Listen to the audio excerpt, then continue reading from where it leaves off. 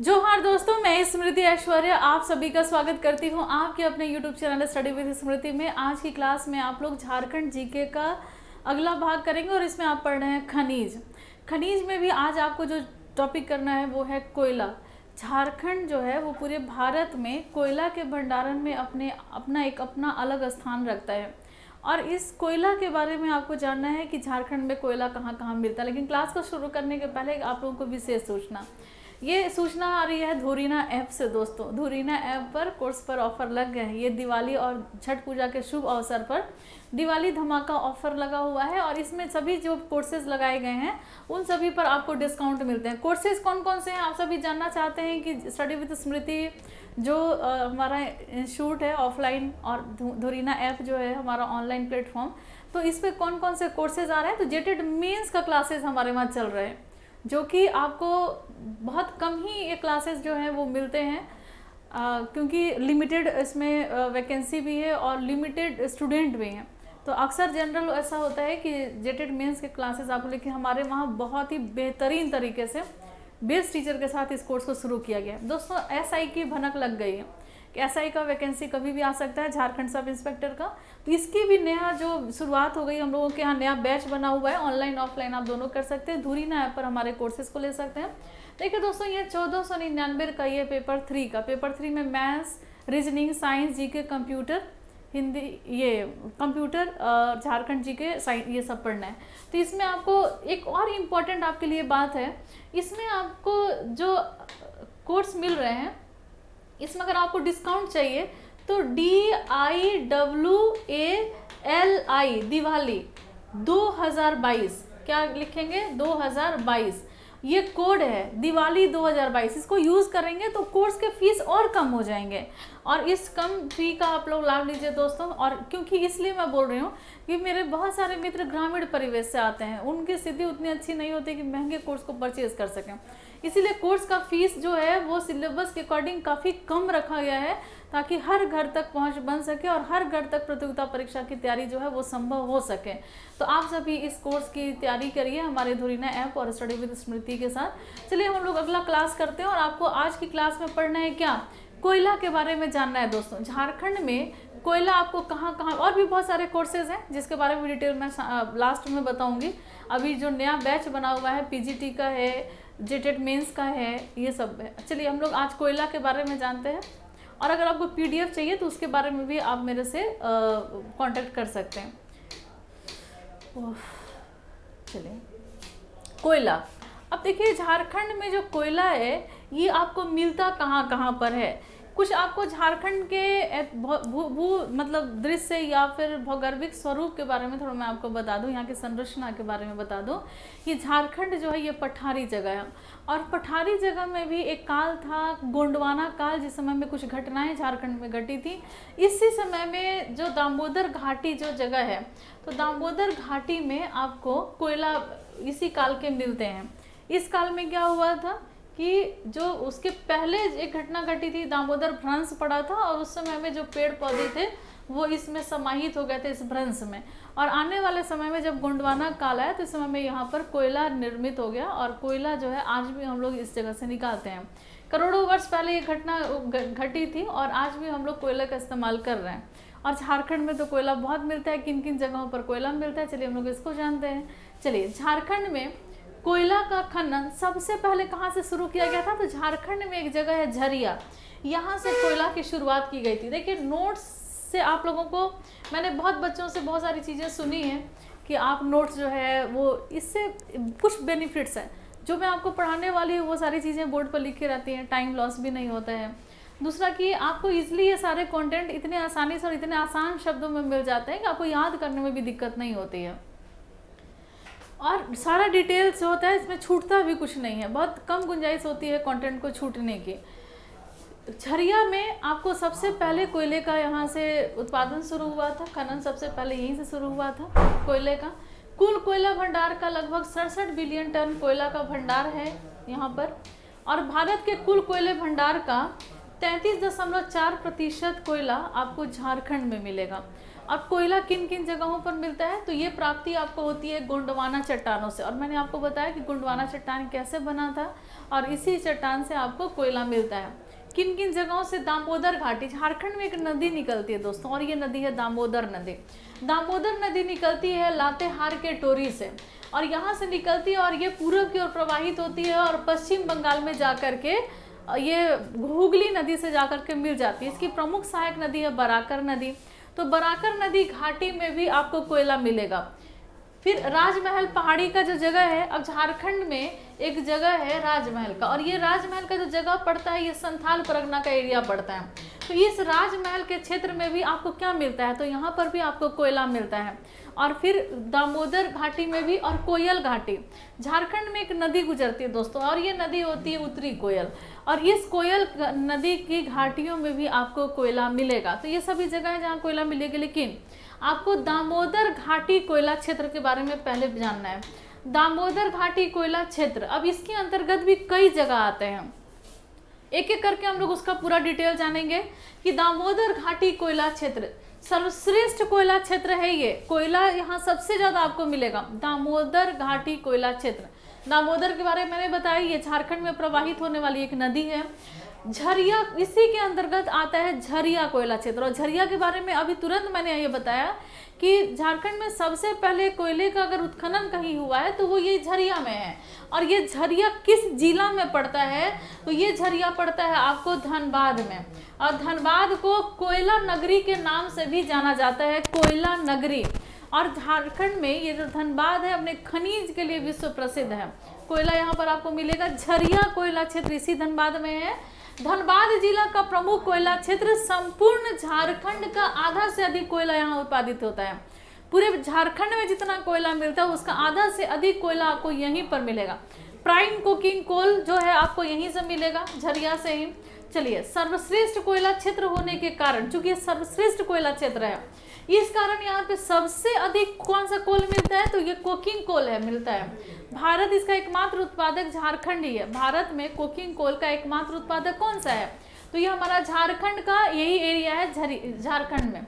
इसका विस्तार कितने किलोमीटर, जो ये कोकिंग कोल का ये क्षेत्र है, या झरिया जो हमारा जगह है, झरिया कोयला क्षेत्र, ये कितने भाग में फैला हुआ है, इसका विस्तार कितने क्षेत्र में है, तो ये 450 किलोमीटर स्क्वायर क्षेत्र में इसका विस्तार है।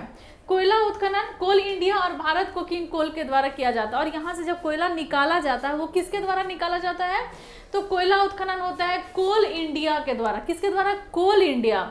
और फिर भारत कोकिंग कोल BCL के द्वारा और CCL के द्वारा यहाँ से कोयले का उत्पादन होता है। और ये झारखंड है। और बात कहाँ हो रही है, तो इस धनबाद की बात हो रही है। धनबाद में ऐसा होता है। और ये झरिया कोयला क्षेत्र जो है वो इसके अंतर्गत है।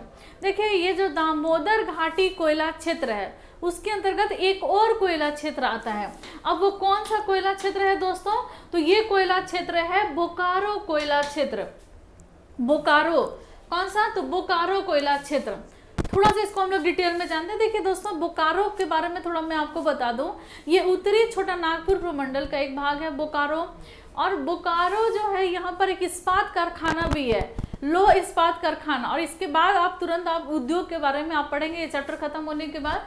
तो बोकारो में जो लो इस्पात कारखाना है उसको कोयले की प्राप्ति यहीं से हो जाती है, झरिया से ही, या फिर कोयला यहाँ भी बोकारो में भी आपको मिल रहा है। लेकिन लो एस्क जो है वो पश्चिमी सिंहभूम से वो लेकर के आते हैं। कोयला बोकारो कोयला क्षेत्र, अब इसके अंतर्गत कितना एरिया कवर करता है ये, तो झरिया कोयला क्षेत्र से 32 किलोमीटर ये पश्चिम में स्थित है। जैसे मान लीजिए झरिया कोयला क्षेत्र है, इसके 32 किलोमीटर पश्चिम में आपको कौन सा कोयला क्षेत्र मिल रहा है, तो ये बोकारो कोयला क्षेत्र यहाँ पर मिल रहा है। ये झरिया है और यहाँ पर इसके 32 किलोमीटर पश्चिम बोकारो कोयला क्षेत्र। अब इसको भी दो भाग में रखा गया है। अब ये कौन कौन से दो भाग हैं, तो सबसे पहला जो भाग है वो है पश्चिमी बोकारो कोयला क्षेत्र। कौन सा, पश्चिमी। अब देख लीजिए, मान लीजिए कि ये वाला जो जगह है इसको आप दो भाग में बांटते हैं। मान लीजिए ये बोकारो है, इस बोकारो को दो भाग में बांटे, बोकारो कोयला क्षेत्र को। एक का नाम दे दिए पश्चिमी और एक का नाम दे दिए पूर्वी। तो सबसे पहले हम लोग इसी पश्चिमी बोकारो कोयला क्षेत्र के बारे में जानते हैं। अब देखिए ये इसमें कितने कोयले की परतें, मान लीजिए यहाँ से कोयला मिल रहा है तो इसमें लगभग 23 कोयले की परतें हैं। 23 कोयला की परत इस पश्चिमी भाग में है। इसकी गहराई कितनी है, कितने गहराई तक आप जाएंगे तो आपको कोयला मिलेगा, तो ये आपको 600 मीटर की गहराई तक अगर आप जाएंगे नीचे तब आपको वहाँ भी कोयला मिलेगा। तो गहराई कोयला की कितनी है, तो 600 मीटर गहराई है इसकी। राउरकेला का इस्पात कारखाना यही, देखिए राउरकेला एक जगह है जहाँ पर इस्पात कारखाना स्थित है। वहाँ पर अगर कोयला की आवश्यकता होती है तो आप कोयला यही पश्चिमी बोकारो वाले क्षेत्र से आप कोयला मंगवाते हो। अब नेक्स्ट जो कोयला क्षेत्र है ये है पूर्वी। अब देखिए पूर्वी कोयला क्षेत्र की क्या विशेषता है, तो ये बोकारो कोयला क्षेत्र के अंतर्गत आता है पूर्वी बोकारो कोयला क्षेत्र। यहाँ पर कोयला की कितनी परतें हैं, तो यहाँ कोयला की आपको मिलेगी 29 परतें, 29 परतें यहाँ पर मिलेगी। सबसे अधिक महत्वपूर्ण इसमें जो कोयला क्षेत्र है वो है करगली। क्या नाम है इसका, करगली। क्या नाम है, याद रखिएगा, आपको ये पूछा जा सकता है कि करगली जो है, करगली, ये करगली जो आप सुन रहे हो, ये क्षेत्र जो है ये किस खनिज के लिए प्रसिद्ध है। आपसे ऐसे क्वेश्चन आ सकते हैं कि करगली किस क्षेत्र, किस खनिज के लिए प्रसिद्ध है, तो करगली किसके लिए प्रसिद्ध है, तो ये कोयला के लिए प्रसिद्ध है दोस्तों। किसके लिए, तो कोयला के लिए आपके लिए प्रसिद्ध है। गुणवत्ता की दृष्टि से ये अगर पश्चिमी बोकारो की अपेक्षा देखा जाए तो इसकी गुणवत्ता पूर्वी बोकारो कोयला क्षेत्र की बहुत अच्छी है, अच्छी गुणवत्ता है। कोकिंग कोल का प्राप्ति स्थल है ये पूर्वी बोकारो जो है, ये कोकिंग कोल का बहुत अच्छा से, यहाँ से भी आप कोकिंग कोल, जैसे आपने झरिया में कोकिंग कोल पढ़ा था वैसे पूर्वी बोकारो से भी आप कोकिंग कोल ले सकते हो। 2007 किलोमीटर स्क्वायर क्षेत्र में 28 मीटर मोटी परत 900 मीटर की गहराई तक होती है। देखिए इसका जो क्षेत्र है वो कितना है, तो इसका क्षेत्र है 207 किलोमीटर स्क्वायर क्षेत्र में ये फैला हुआ है। और इसकी गहराई कितनी है, जैसे कि आपने पश्चिमी कोयला क्षेत्र में गहराई कितना देखा, तो आपने देखा 600, और वहीं पूर्वी क्षेत्र में गहराई कितना है, तो ये 900 मीटर तक अगर आप नीचे जाएंगे तो यहाँ से कोयला मिलेगा। तो दोनों की तुलना आप कर लेंगे, पश्चिमी कोयला क्षेत्र और पश्चिमी बोकारो कोयला क्षेत्र और पूर्वी बोकारो कोयला क्षेत्र। तो जो पश्चिमी बोकारो क्षेत्र है इसमें कितने लेयर्स हैं, 23 लेयर्स हैं। कितनी मीटर की गहराई में आप जाते हो तो कोयला मिलता है, तो 600 मीटर की गहराई तक आपको कोयला मिलता है। और पूर्वी में कितना मिलता है, तो 900 मीटर की गहराई तक आपको कोयला मिलता है। लेयर्स कितने हैं, तो 29 लेयर्स हैं। और गुणवत्ता किसकी अच्छी है, तो पूर्वी बोकारो कोयला क्षेत्र की गुणवत्ता अच्छी है। तो यहाँ तक मुझे उम्मीद है कि आपको सारा चीज़ समझ में आ गया होगा, अच्छे से याद भी हो गया होगा। चलिए हम लोग आगे बढ़ते हैं और जानते हैं कर्णपूरा कोयला क्षेत्र। और अब पढ़ क्या रहे हो, तो पढ़ रहे हो दामोदर घाटी कोयला क्षेत्र के बारे में। और इसमें भी आपको अलग अलग भाग में आपने पढ़ा, झरिया कोयला क्षेत्र पढ़ा, आपने बोकारो कोयला क्षेत्र पढ़ा। अब आप पढ़ रहे हो कर्णपूरा कोयला क्षेत्र के बारे में। कर्णपूरा कोयला क्षेत्र बोकारो कोयला क्षेत्र के पश्चिम में स्थित है। मान लीजिए जैसे अभी आपने पढ़ा कि झरिया कोयला क्षेत्र, अब झरिया कोयला क्षेत्र कहाँ पर है, धनबाद में है। धनबाद के 32 किलोमीटर पश्चिम में अगर आप जाएंगे तो यहाँ पर आपको बोकारो कोयला क्षेत्र मिलेगा। और बोकारो कोयला क्षेत्र के पश्चिम में अगर आप जाएंगे तो यहाँ पर आपको कर्णपूरा कोयला क्षेत्र मिलेगा। अब ये जो कर्णपूरा कोयला क्षेत्र है इसका विस्तार कितनी दूरी पर है, तो 1425 किलोमीटर स्क्वायर क्षेत्र पर ये कर्णपूरा कोयला क्षेत्र स्थित है। 1425 किलोमीटर स्क्वायर क्षेत्र पर। इसको भी दो भाग में बांटा गया है। एक कौन कौन सा, जैसे कि बोकारो कोयला क्षेत्र को जैसे दो भागों में बांटा गया था, पूर्वी और पश्चिमी, उसी तरीके से कर्णपूरा कोयला क्षेत्र को दो भागों में बांटा गया है। ये कौन सा है, एक तो हो जाता है उत्तरी और दूसरा हो जाता है दक्षिणी। उत्तरी और दक्षिणी कोयला क्षेत्र। अब थोड़ा सा इसको भी हम लोग डिटेल में जाने कि किसकी क्वालिटी कैसी है, कितने मीटर पे आप जाओगे तो कोयला मिलेगा, कितने। देखो उत्तरी कर्णपूरा के बारे में पहले हम लोग जानते हैं, नॉर्थ के बारे में। तो उत्तरी कर्णपूरा क्षेत्र जो है, यहाँ पर जो कोयला मिलेगा ये साधारण किस्म का कोयला होता है, यानी कि ना तो बहुत अच्छा ना तो बहुत कम, और साधारण किस्म का कोयला आपको यहाँ पर उत्तरी में मिलेगा। और कितनी गहराई तक आप जाओगे तो मिलेगा, तो 600 मीटर की गहराई तक अगर आप, ये कोयला भंडार जो है ये सुरक्षित है। कितने जगह पर इसका विस्तार है, तो 1230 किलोमीटर स्क्वायर क्षेत्र में इसका विस्तार है। उत्तरी कर्णपुरा कोयला क्षेत्र का। अब हम लोग जानेंगे दक्षिणी कर्णपुरा कोयला क्षेत्र का। तो दक्षिणी कर्णपुरा कोयला क्षेत्र ये अपेक्षाकृत, अगर उत्तरी से देखा जाए तो अपेक्षाकृत ये छोटा जगह है, छोटा, ठीक है। इसका विस्तार कितना है, तो ये मात्र 195 किलोमीटर स्क्वायर क्षेत्र पर है। और इसकी गहराई कितनी है, तो गहराई है इसका 900 मीटर इसकी गहराई है। बोकारो और कहरवारी क्षेत्र से, बराकर और कहरवारी क्षेत्र इसमें प्रमुख है। चलिए आगे बढ़ते हैं। नेक्स्ट है रामगढ़ कोयला क्षेत्र, और ये भी दामोदर घाटी कोयला क्षेत्र के अंतर्गत आता है। ये चौथा भाग है। पहला तो आपने झरिया के बारे में पढ़ा, फिर आपने बोकारो के बारे में पढ़ा, फिर आपने कर्णपुरा पढ़ा, अब आप क्या पढ़ रहे हो, रामगढ़ के बारे में।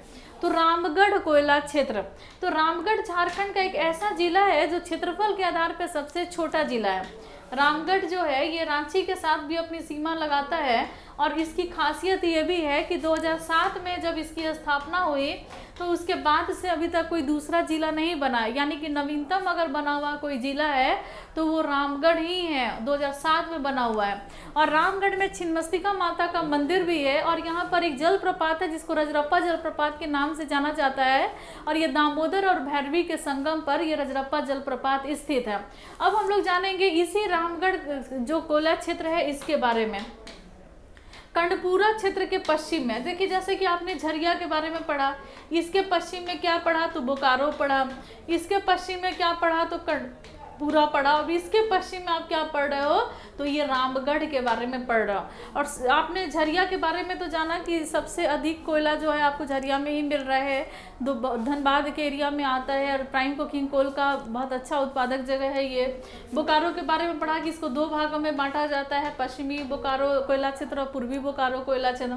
कर्णपुरा के बारे में भी आपने पढ़ा कि इसको 2 भागों में बांटा जाता है, उत्तरी और दक्षिणी के नाम से। अब आप पढ़ेंगे रामगढ़ कोयला क्षेत्र के बारे में। देखिए रामगढ़ कोयला क्षेत्र कर्णपुरा क्षेत्र के पश्चिम में स्थित है। मान लीजिए कर्णपुरा है, इसके पश्चिम में क्या स्थित है, तो रामगढ़ स्थित है। इसका विस्तार कितने किलोमीटर स्क्वायर पर फैला हुआ है, तो रामगढ़ कोयला क्षेत्र का विस्तार जो है ये 98 किलोमीटर स्क्वायर क्षेत्र में ये फैला हुआ है। बराकर निक्षेप की कोयला परतों का यहाँ पर विस्तार हुआ। बराकर नदी जो है इसके मतलब इसका जो निक्षेप का कोयला यहाँ पर आपको मिलेगा। बराकर नदी किसकी सहायक नदी है, तो ये दामोदर की सहायक नदी है बराकर नदी। और दामोदर में जाकर के ये कहाँ मिलती है, वर्धमान में, पश्चिमी वर्धमान में। उत्तरी परत में उत्तम कोटि का कोयला मिलेगा। इसका जो ऊपरी लेयर है, रामगढ़ कोयला क्षेत्र का जो ऊपरी परत है हो गया, इसमें आपको कैसे अच्छे क्वालिटी का कोयला मिलेगा। और जो निचला परत है, जो नीचे और नीचे दबा हुआ है, वहाँ पर आपको निम्न कोटि का कोयला क्षेत्र मिलेगा। तो ये आपको रामगढ़ जो है ये एक ऊपरी कोयला क्षेत्र और निचला कोयला क्षेत्र 2 भागों में बांटा गया है। तो ऊपरी कोयला क्षेत्र में मिल रहा है आपको अच्छे क्वालिटी का कोयला, और निचला भाग में आपको कैसा मिल रहा है, तो निम्न कोटि का कोयला मिल रहा है। और कितने गहराई तक आपको सुरक्षित भंडार मिलेगा, तो ये 900 मीटर की गहराई तक आपको सुरक्षित भंडार कोयले का मिलेगा। अब हम लोग आगे बढ़ेंगे, चूंकि दामोदर नदी घाटी क्षेत्र का कोयला के बारे में आपने पढ़ लिया। अब हम लोग पढ़ेंगे बराकर बेसिन क्षेत्र के बारे में, तो इसको हम लोग नेक्स्ट क्लास में करेंगे दोस्तों। आज की क्लास में बस इतना ही, चूंकि चैप्टर्स बहुत बड़े हैं, एक दिन में बहुत अधिक कंटेंट देना भी आप लोगों के लिए सही नहीं होगा, और याद रखना थोड़ा टफ हो जाता है। चलिए अब हम लोग इस क्लास को कंटिन्यू करेंगे नेक्स्ट क्लास में, और बढ़ते हैं हम लोग। देखिए ये जो आप मेरा नंबर है 9905917516, कोर्स का जितना डिटेल है आप मेरे से पूछ लेंगे। सारा डिटेल्स मैं आपको बता दूं, कौन कौन से कोर्सेज यहाँ पर हो रहे हैं, किस एग्ज़ाम के लिए, क्या उसका फीस स्ट्रक्चर। अगर आपको ये मेरा नोट्स चाहिए तो ये भी पेड होता है, तो आप इसी नंबर पे कांटेक्ट करके आप मेरे से नोट्स ले सकते हैं, मैसेज कर लीजिएगा। और टेस्ट वगैरह के बारे में भी कोई डिटेल्स चाहिए तो आप मुझे मेरे को कांटेक्ट कर सकते हैं। तो आज बस इतना ही दोस्तों, मिलते हैं नेक्स्ट क्लास में, लेते हैं आपसे विदा। धन्यवाद।